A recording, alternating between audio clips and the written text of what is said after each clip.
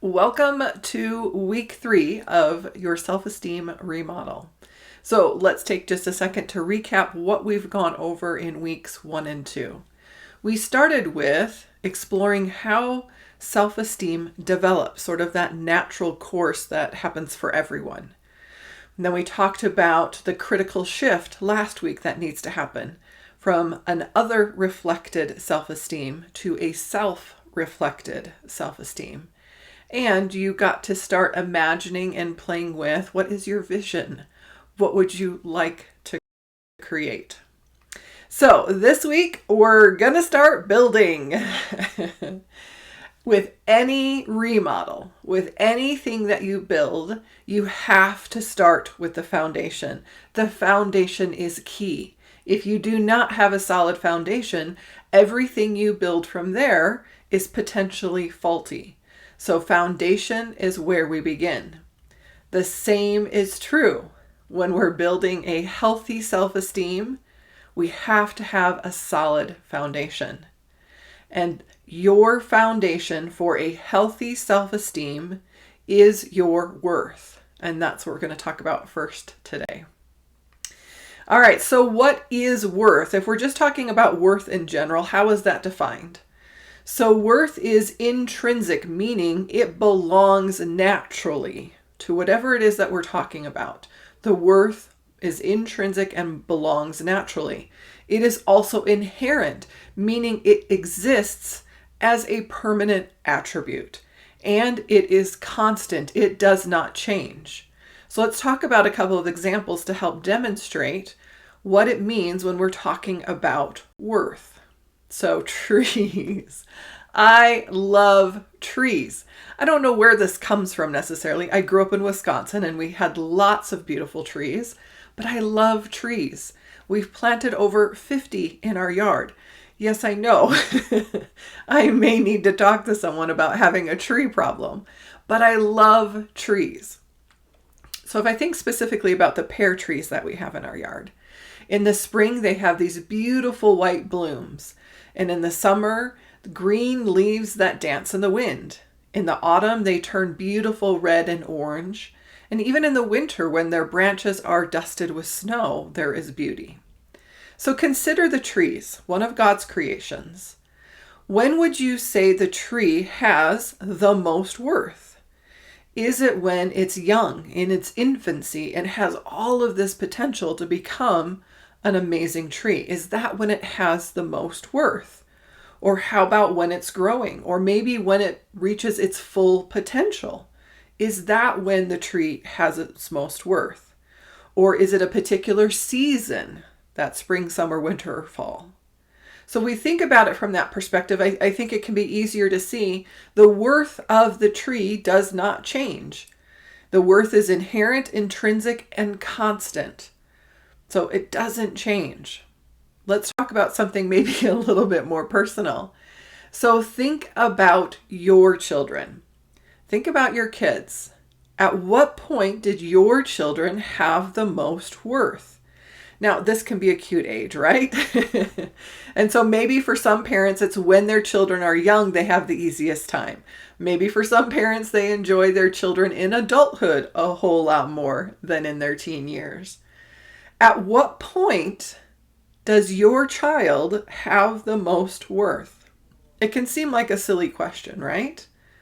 Because when you consider your own children, even when you're upset with them, even when you don't like decisions or choices that they've made, would you say they have less worth? And the answer is no. So if every child has intrinsic, inherent, and constant worth, what does that mean about you?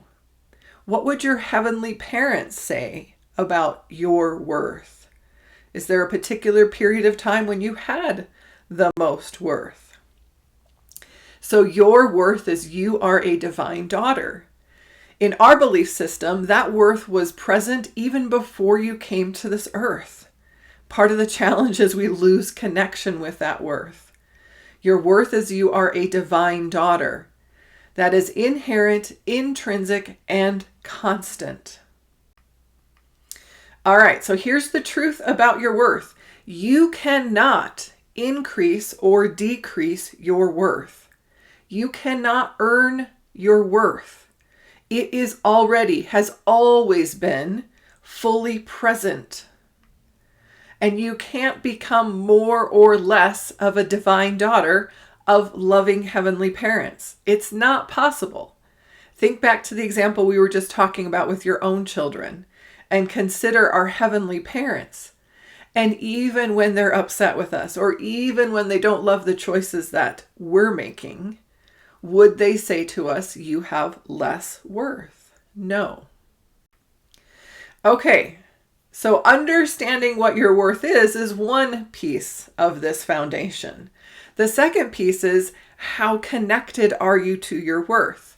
And I alluded to this earlier. We often lose connection with our worth for a variety of reasons, but we lose connection with our significance, that our worth cannot increase or decrease.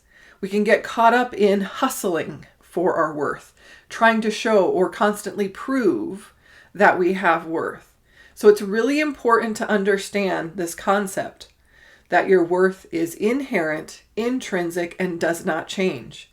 It is a permanent quality that naturally belongs and does not increase or decrease. This is so critical to building a healthy self-esteem. Okay, you are a divine daughter of loving heavenly parents.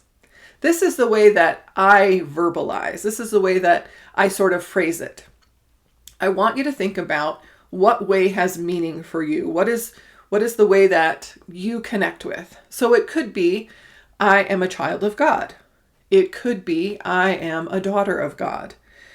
So the specific phrasing isn't significant.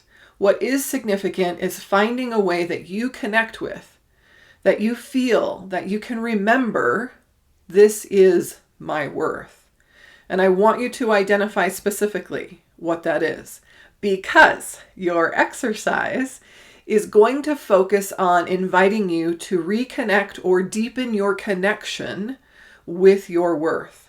So this week, each day, I'm going to invite you, I want you to do each of these things 5 times every day. And I want you to journal about your experience in doing this. Okay? So I want you to think in your mind. So for me, it would be, I am a divine daughter of loving heavenly parents. I'm going to think that in my mind 5 times. Then I am going to write it down 5 times. And then I am going to say it out loud 5 times. So I want you to walk through each of these steps, think it, write it, say it 5 times each day. And I want you to pay attention to what you notice, what comes up, and journal about that experience.